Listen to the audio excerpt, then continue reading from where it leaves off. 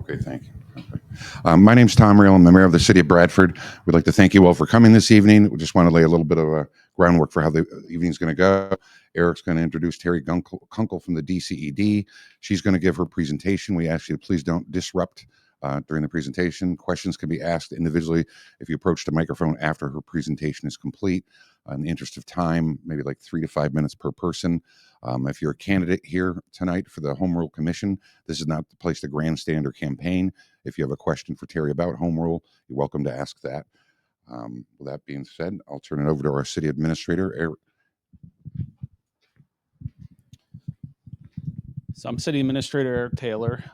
Just kind of give me a background how we got to this point tonight. Back in 2021, through the Pennsylvania Economy League, we received a grant to have consultants come in and do what was called the strategic planning management planning program. Yes, that's it. And what they did is they came in and evaluated each city department, city hall administration, and they looked for better ideas on how to operate the city for the long haul. And in their findings, they would give recommendations as to what we can do for the future. And one of them was to explore home rule study, home rule charter, which is what's bringing us here tonight.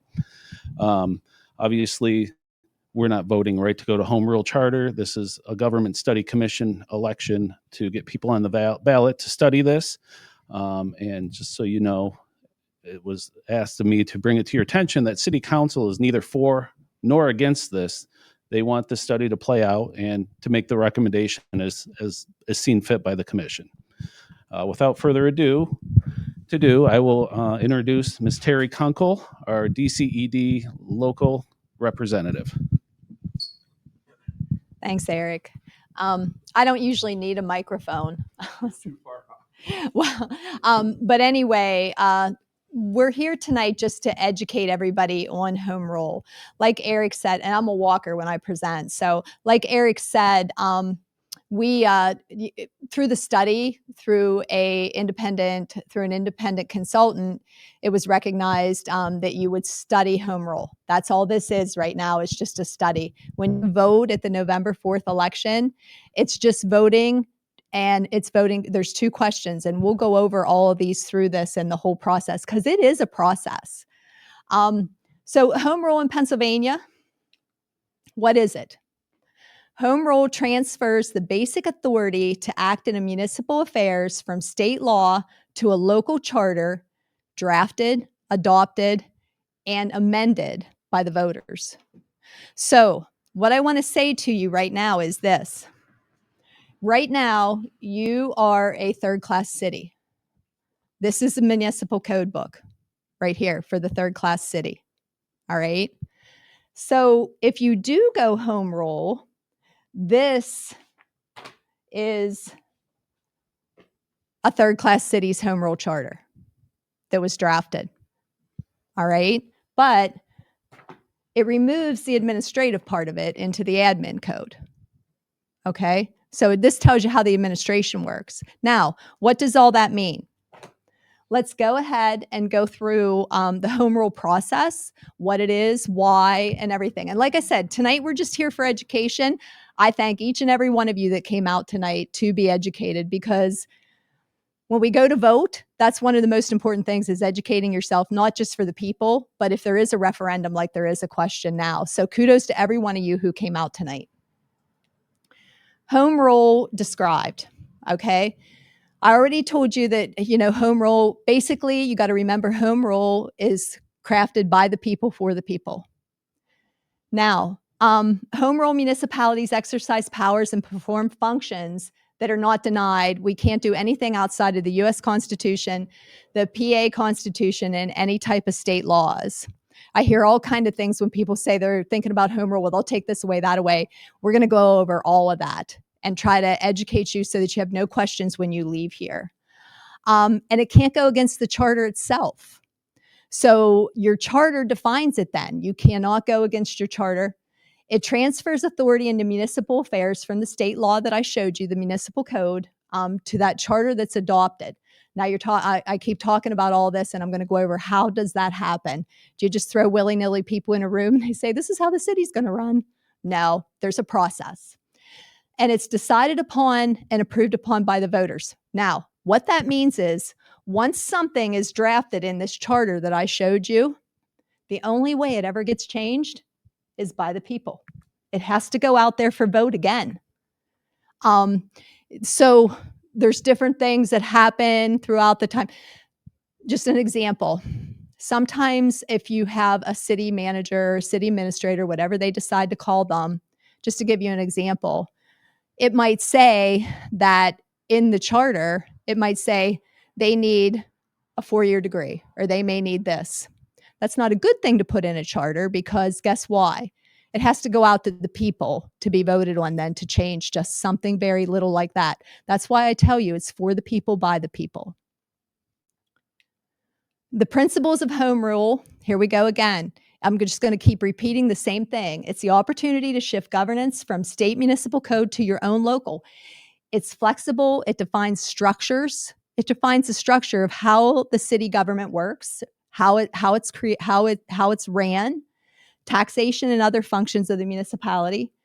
And it's an opportunity to create a government that best meets the needs of the people and the demographics.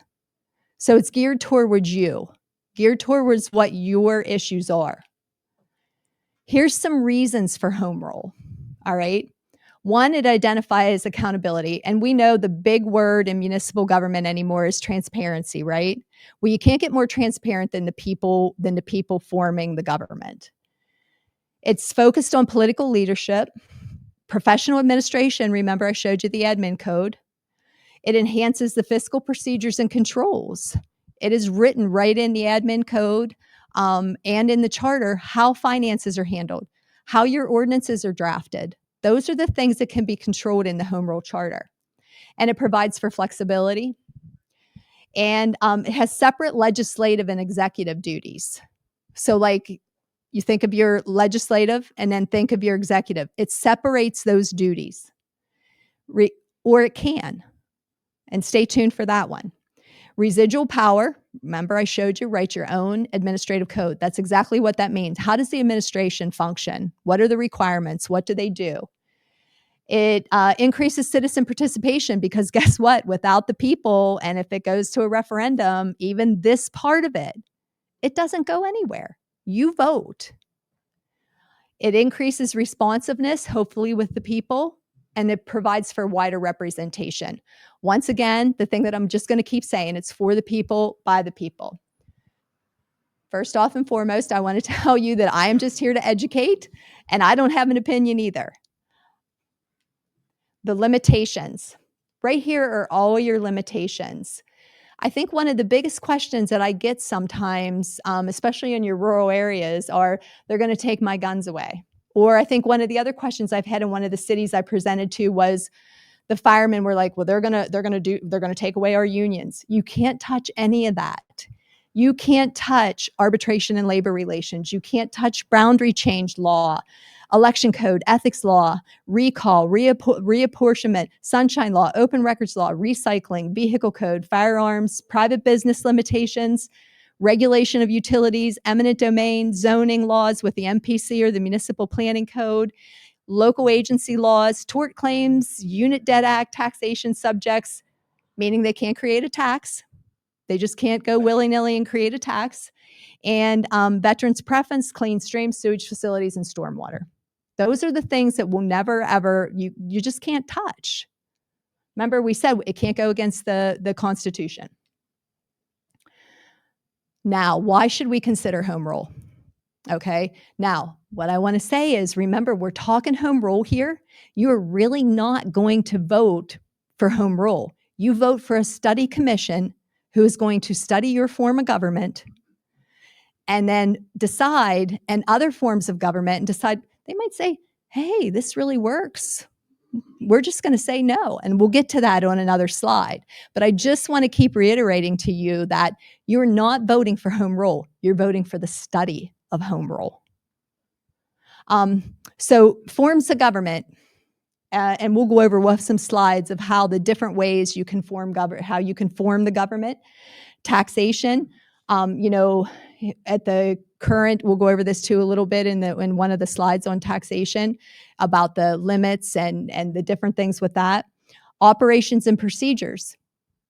Okay, you might have, and how do you do it, Eric, here in the city? You have 2 readings for an ordinance, correct? Study commission could say in the charter, if they decide to go that far, they could say, we just want 1 reading now.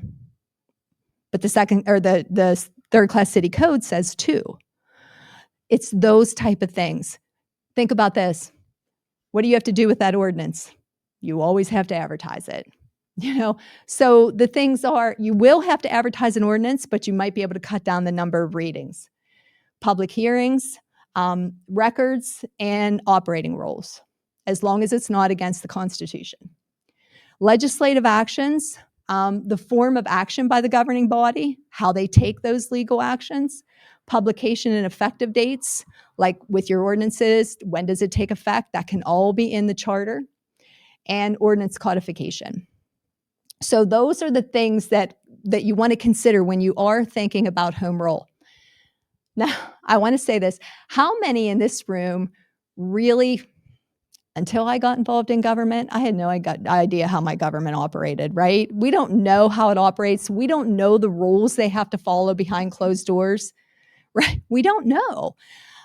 The government study commissions that I have served on, those people are like, they're amazed once they start to learn how true government runs, because we don't know. And I always say the people that are in government, we're like nerds.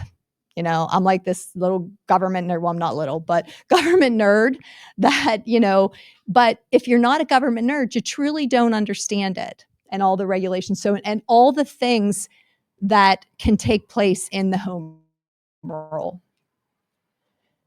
Let's talk about how many home rule municipalities there are in the state of Pennsylvania. The most recent one was Lancaster that was just approved. They went through this whole process, and Lancaster, the people there approved a home rule charter. There are 83 municipalities, and there are 7 counties. It was created in 1968 in Article 9, Section 2 of the PA Constitution to be able to exercise these home rule powers, and the law was actually enacted in 1972. So that just now, what I want to tell each and every one of you is this. The best way to look at the home rule communities is Google it. They always are up to date. And I will tell you, Wikipedia, okay?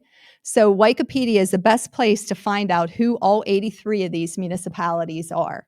And what are third-class cities? A lot of them are third-class cities that have gone home rule. Some of them are townships, some of them are boroughs. And it'll give you the actual year that they actually went into home rule. So part of the education process too is it working for these people? That's what the Government Study Commission will do. Here's a sample of a home rule municipality with structure options. I'm not going to go over all of these options, but when you see up here, you can have different, the structure of government can change. How many, who people answer to, what the positions answer to. And you'll see in all of these slides here, the different forms of structure options. And we go on again here. The previous one there was, these are just samples. The mayor elected independently as a member of council. Mayor presides as the president of council. Council appoints the manager, solicitor, engineer. Council appoints the board of commissioners, and the manager hires the directors and employees. That's one sample. Another one is the mayor is a full-time position. Mayor is not a member of council, but the mayor could appoint the boards and commissions. The mayor can appoint managers with the council consent, and the manager appoints directors and employees. And you can see the structure. Another one is the voters elect council, 7 or 9 members. It just goes on and on. Then those members hire the manager, the solicitor, the engineer, and then they each have these scales.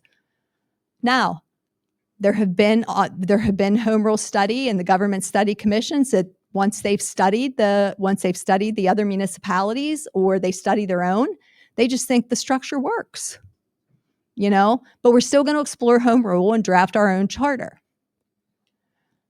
Taxation. It's the ability to adopt a new taxation system. Now, for all of you in here, Pennsylvania Economy League did your study, your stamp study, but Pennsylvania Economy League also did, you'll see there, it's a more modern and efficient way, but they did a, if you just Google Pell for Pennsylvania Economy League, PEL, if you really want to educate yourself, and read, it's not 1965 anymore. It's been since 1965 in the state that we've had any taxation changes, other than Act 511. But you really want to, okay. So kind of familiarize yourself with and it tells you the antiquated tax system that we currently have in the state. And it's based on municipalities' needs. It provides for quality of services, and it offers the relief for the aging population. What do I mean by that?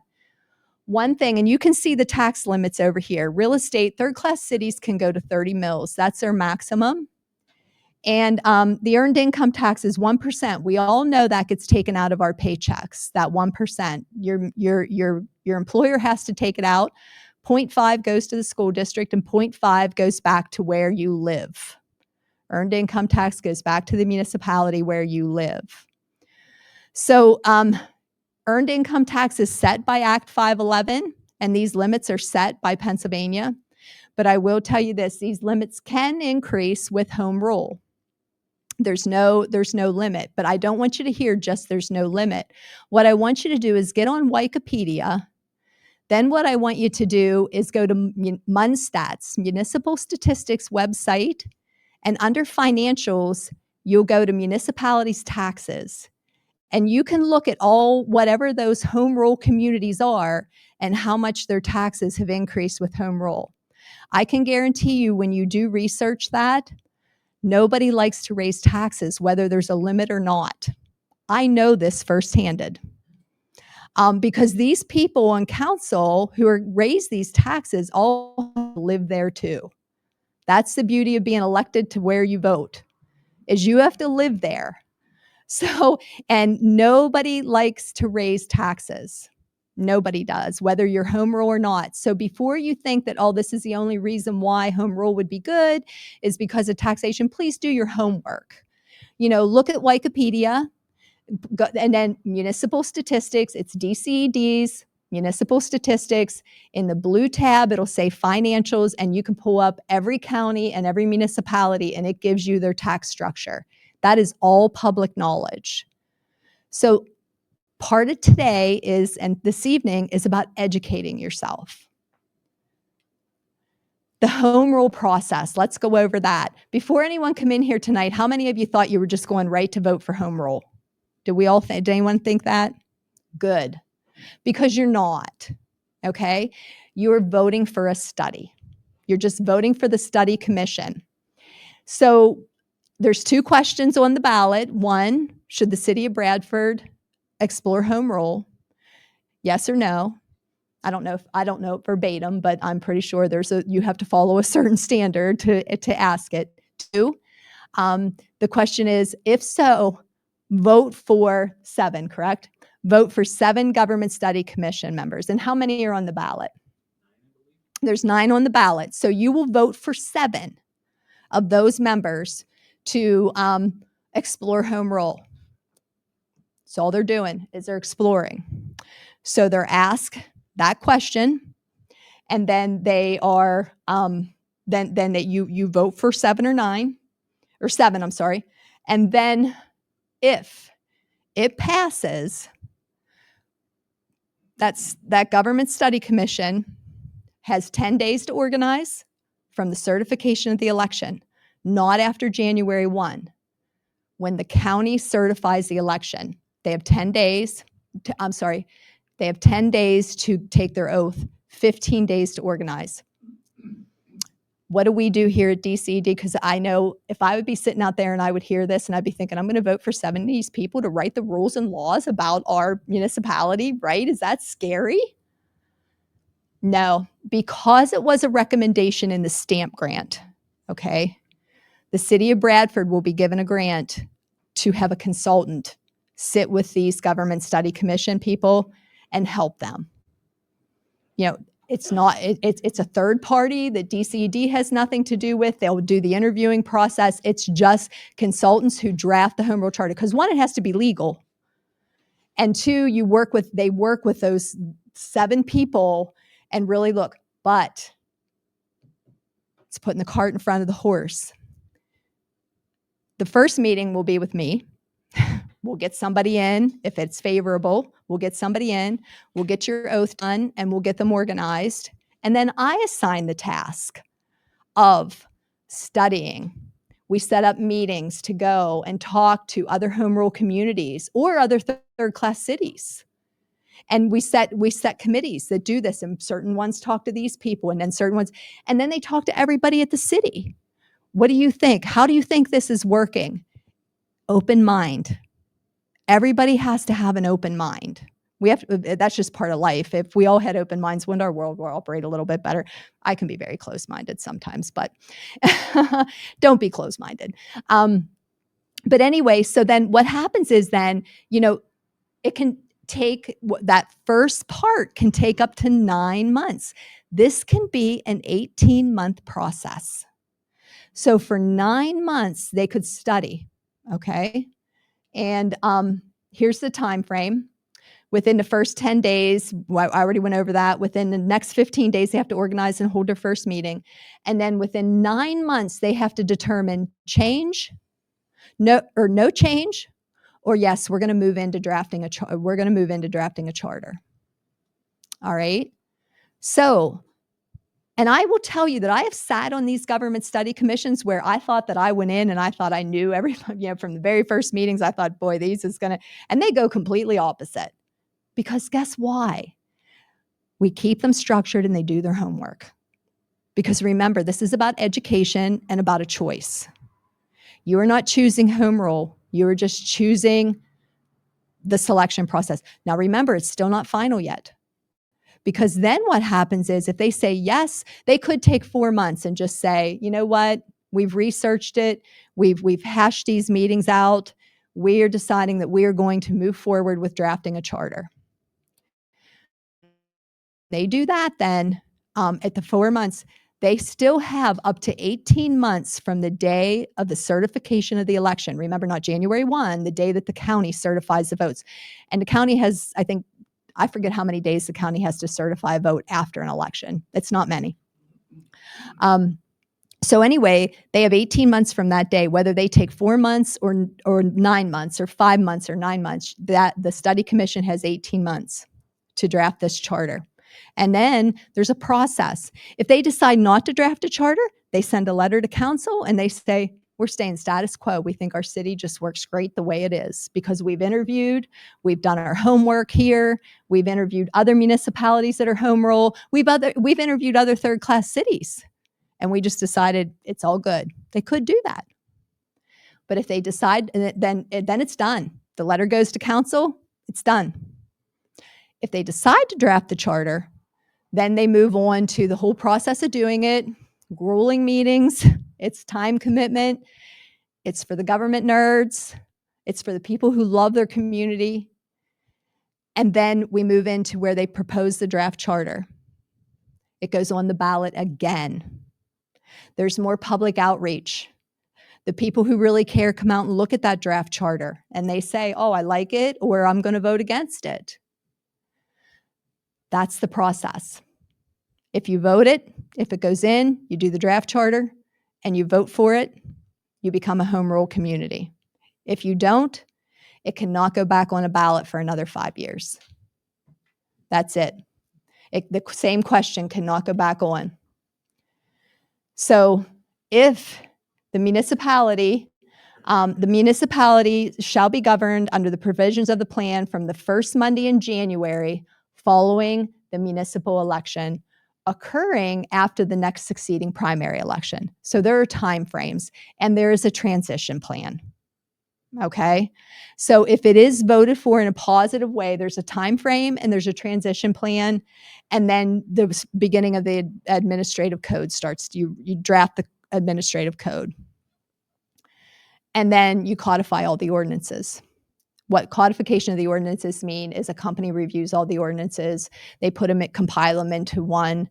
And I think you guys already have E360, which they already have. So it's not going to be, they just review them, make sure none is crossing out each other or contradicting each other. Because really you're starting as like a new home rule charter community, and that has to occur within so long. Great resources here for home rule to educate yourself. I do want to tell you this is we have a great publication online, DCED. It's a home rule publication. Just do a search, DCED home rule. Our publications take the law, which right here is the law that I have here somewhere. I'm not sure where I have it, but the law is here, but it takes the law and it puts it in layman's terms. Our publications are so easy to comprehend and understand. But these are all of your resources. They're people to talk to. Like I said, educate yourself. I'm one of these kind of voters that if I didn't educate myself on somebody I'm voting for, I probably do the wrong thing, but I don't vote because I don't feel like I educated myself. This meeting tonight is just please educate yourself. We started here with this education. Let me just see a show. How many of you understand it a little bit better now? Perfect. Thank you guys all for coming. I think that it's about 25 till 7. That's home rule in a nutshell. And like I said, I just want to reiterate, you're just voting for the study. How many people are here for the that are on the ballot for the study commission? Okay, thank you. I do have some handouts if you want to come up afterwards. I have a duties of the Government Study Commission. Like if you are elected, what are your duties? And so I'd be more than happy to give them to you so that you have an idea of what you would be up against if this is a positive vote. So I guess what we'll do now is, I'm going to leave that screen up there because, and remember, for those of you who brought pens and papers, what are you supposed to do your homework on? DCED or Wikipedia, home rule. Pull up that list, and I will tell you what, Lancaster City went home rule, and within 2 days they were on Wikipedia's page. How do they know that stuff? That scares me.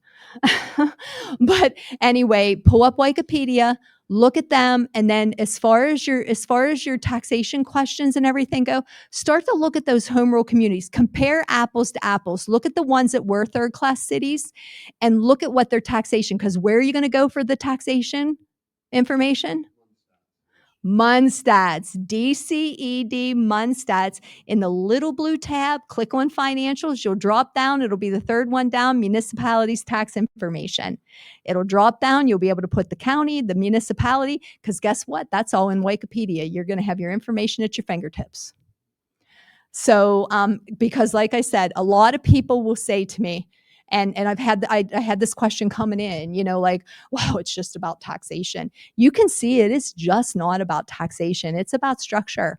You've got you're changing the whole way your government can work or might work, but that study commission is given 9 months to do their homework.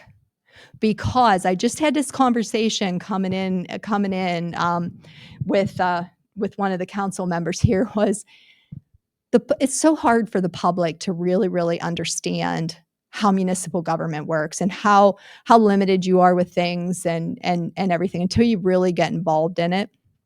So like I said, kudos to all of you who come out tonight. Really, it's a great show of support. But anyway, just try to learn how government works. And if you want to read something, this is available online too. Your third-class city code might be an easy nighttime read, right? Or wherever you read. So pull it up. DCED code books. It's all available online. You can pull that up as well. It's all available. There is one thing that I do want to say though is when we do talk about because I've had this question and I just want to make sure I address it, is that when people do talk about taxation, and we touched on a little bit with the earned income tax, that 1%, sometimes, it gets to be a struggle, especially when you're 65 and over and you're retired and property taxes keep going up to be able to pay for the municipalities. A lot of times what it does is it gives a municipality the flexibility to increase the earned income tax, small percentages. Small percentages. So when you do your taxation and you do look at that, you'll see 0.5 always goes to the school district on Munstad's. There's a column, and then 0.5, or you'll see 0.7 or 0.6. And then do the math if you are the working person and figure out what that extra little 0.25% per week is going to take out.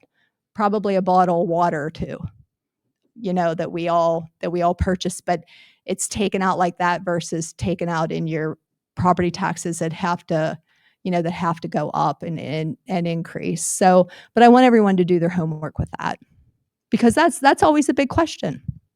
And nobody likes to raise taxes, and nobody likes to talk about, and I always say, don't kill the messenger.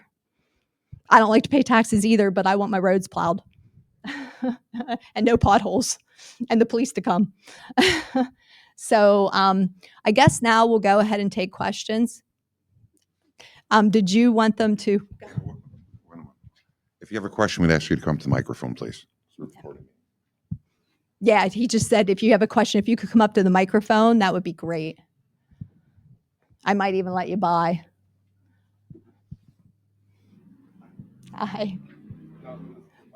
That one, yeah. So you can't have mine.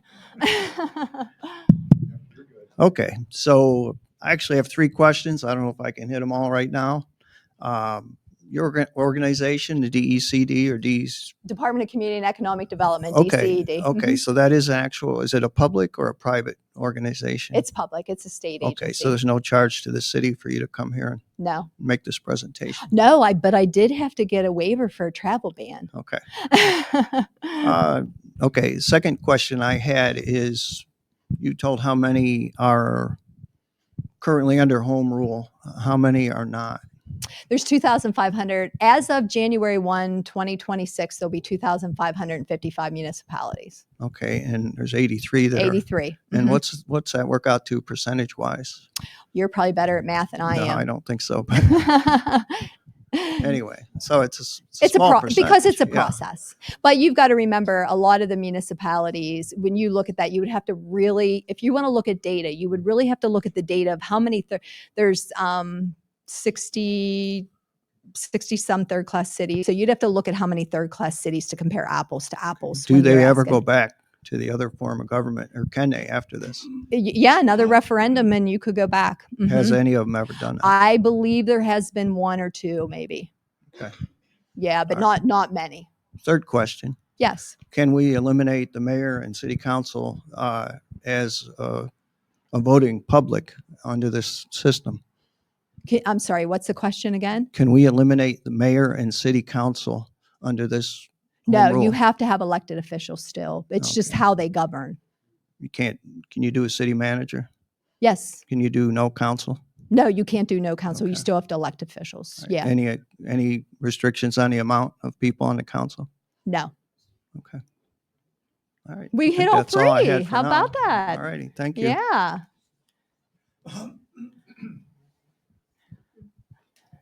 Sorry, not my rules.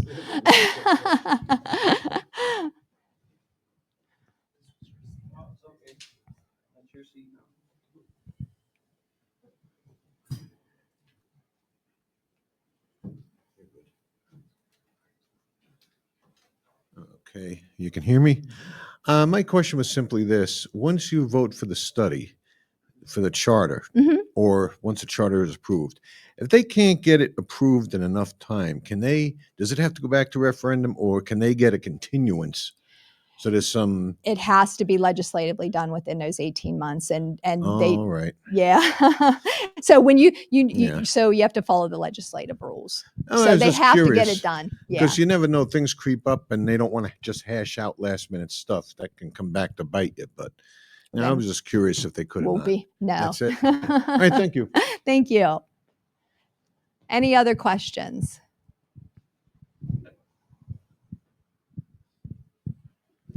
I feel like this is Stump the Presenter. Yeah, I might. Please don't. I'm not trying to. I'm on TV. I'm just curious what the traditional cadence is for the commission to share their findings in like a town hall or whatever. How does that get communicated to the citizens? They have to hold, they hold public meetings. Their meetings are, that's a good question. Government Study Commission meetings are all sunshine law. They're all open to the public. So like if you're interested, go to the meetings, and they're all publicly advertised. And then when it is done, when they're all done, they present the council. The draft goes out to the public, because then if it is drafted a charter, they want everybody to see it. You know, it's a good it's a lot of education pieces go into that last 9 months. Okay, perfect. I think that cleared it up. Yes, very Thanks. transparent. You'll be next. I've got 2 questions. Rotator cuff. You got it. Yes. Had a husband that's been through 3. I gotcha. Yep. I have a lot of people come up to me and say that. Yeah, the little ball I'm very familiar with. Oh yeah. Yes. So I guess the first question is procedural. So at the election in November, you vote for the referendum. Do you want the home rule charter or not? Whether you vote yes or no, do you still vote on the 7 commission members? Because you still want to say in whether or not it's favorable. If you decide to vote no, because you don't know what your neighbor's voting on, you still want to have that choice to be able to vote those people in case it is favorable. Gotcha. Okay. That's the first question. The second That was question, a good one. The second question is, as the commission is going along and formulating their ideas and coming up with the charter, if there's something that is objectionable, is there a process to remove almost like a line item? Like there might be a way to like pull something out, or does it have to be voted on? They total? vote within the commission. That's why there's an odd number. Okay. So majority wins if there is something that's controversial. But with that being said, the government study commissions that I've sat on and I've helped with, we try to come to a mutual resolve to it. It's just not yay or nay. Okay. You try to come to that mutual resolve, because remember, it's for the people by the people. Yep. Gotcha. Thank you. Thank you.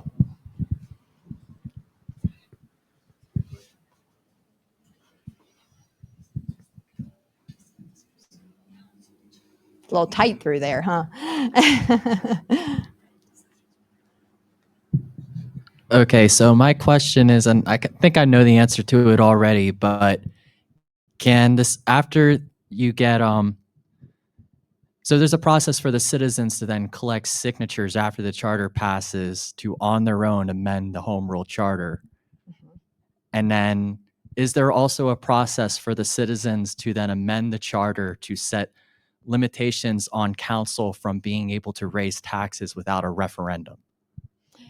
One of the question that he asked, just so I'll put it into to layman's terms, is voters can put this referendum on. Voters can put any referendum on the ballot as long as you have 5% of the signatures in the last gubernatorial election. So the last time we voted for a governor, if you call the elections office and you find out how many people voted, and then you get 5% on a petition, and if you don't agree with the charter going on, that can go on the ballot, but the taxation that's still something that's controlled by the election by code, the taxation code, that once they raise the taxes, like those taxes are set there. So what I was saying is you run for council then. Yeah, what I was saying is, can the charter be written to amend the rules for council so that they can put it on a referendum to change the taxes, but not have the authority to change the taxes themselves? That has never been written into the charter. I will tell you this, but there has been limits written into the charter.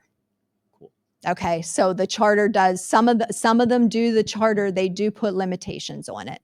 Thank you. You're welcome. Anybody else? Hold on a second. Good.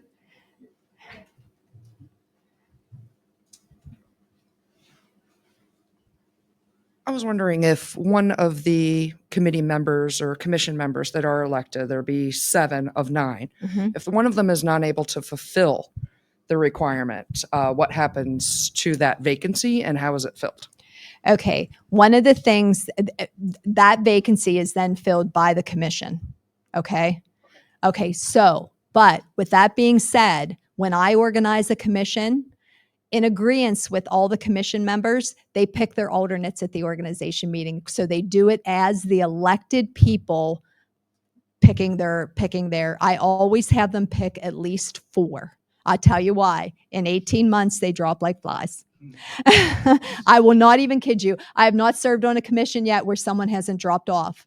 Remember what I said? It takes a lot of time, but I'll tell you what, you're going to come away from there learning so much about government that you're not going to sleep at night, just like I don't, and probably Eric doesn't. And, I mean, no, but when I form a government study commission, I have them do that, put it in the minutes, and choose their alternates at the very beginning. And I always try to tell them it's totally up to them, but I give them those options where the other two people ran, they showed an interest, should they have a chance to be an alternate. And I have them pick at the beginning because, like I said, I've never gone through a commission that people haven't dropped off. Things happen. Life happens in 18 months. So that way, those 7 commission members who were voted get to choose together who those alternates. Plus, the benefit of it is the alternates, I always ask them to be engaged. Please come to the meetings because we don't want to fill you in 10 months down the road from now. You can't vote, but you can still be a part of this on a committee. Because remember, they can form committees and they have to give a budget. I didn't really get into all of that. We'll do that when that happens, but they have to give a budget to the city and they have to organize and really be elected officials. When the commission is formed, you talked a little bit about the meeting function. But they're public meetings. Yes. And is there time for public comment at each meeting? They typically, I will tell you this, public usually comes in the very beginning because everyone's interested, but it goes on for so long. You can give public comment in the meeting because it's for the people by the people. Once again, it's something that they should do. So it's a structured agenda. It's a structured agenda every week. Is there anything, or every other week? I try to do bi-weekly. Out of what can be discussed that can be discussed in executive session, or does it all have to be done? Most of the time, it's all done publicly because one, they're not dealing with anything legal, right? Or they're not dealing with personnel. The only 2 reasons why you go into executive session. Okay. Any other questions? Oh, just when I thought I was done. I think we're doing good. It's 6:49, Yours are pretty easy. Yeah, I'm not a city citizen, part of the city, but I just had a couple of questions in it because we all educate. And I'm in a township. Many people chase me down over it. One of them is, for instance, when the home rules enacted and they're making up their ordinances, what I would call it, their ordinance, like third-class code ordinance. Does the public have the input on those ordinances? The public you mean on the charter itself? No, I'm talking about when they build the ordinances. For instance, like third-class city code. And I'm not trying to say it's bad for the city or good, but I'm trying to point out it does help some places. For instance, like third-class city code. The city's very small now. And I apologize for taking time, but to work on the water in the city, as far as that goes, you actually have to be a master plumber or work under a master plumber. But because it's so much smaller, there's so very few of them. And then that eliminates where homeowners pay more or less because they don't have a variety to turn to. So is it where when they're making their ordinances, does the residents of the city have any input of what's going in there? Because that's part of something they could change. And that's just one of the few. Is that an ordinance or a charter he's talking about? It's in the city ordinance, but the charter eliminates that. But so the charter has to make their own rules. They don't eliminate the ordinances. The code, not the ordinances. I thought that was part of the third class city code. I apologize. No, that's an ordinance. That's why I was just a little confused. That's why I looked over to Eric. I'm Yeah, sorry. I But was confused But the then, public too. already has input on ordinances because it's advertised out there for public comment. You have to ask public comment. That's why you have 2 readings.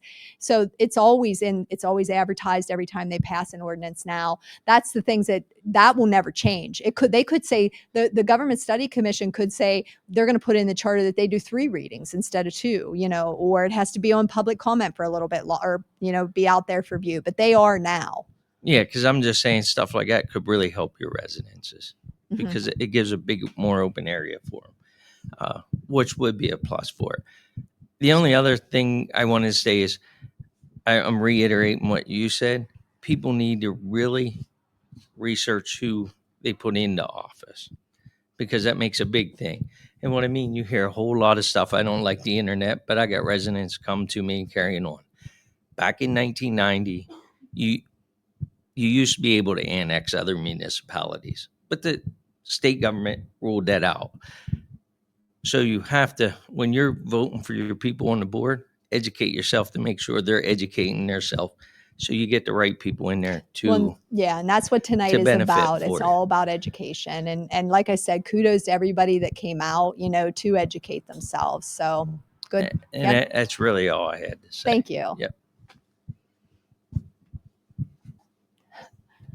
You thought of another one. We still have time. I ate a whole bag of puffcorn on the way here, so I'm good. I don't need dinner. So, home rule law is also known as home rule and optional plans law. And so when we're examining home rule, are we going to also examine other optional plans, such as the one that our friend just mentioned a moment ago? No, the questions on the ballot is home rule. Got it. Okay, Mhm. cool. Yeah, Yeah. I was just wondering because we mentioned the one optional plan of annexation and that there's a lot of rules with that. I was just wondering if we were going to examine any other optional plans. That would be a whole other referendum question. Absolutely. Thank you. Anybody else? Thank you. Thank you all. I'm going to turn it back over. And thank you all for coming. Thank you for the great questions and the great participation.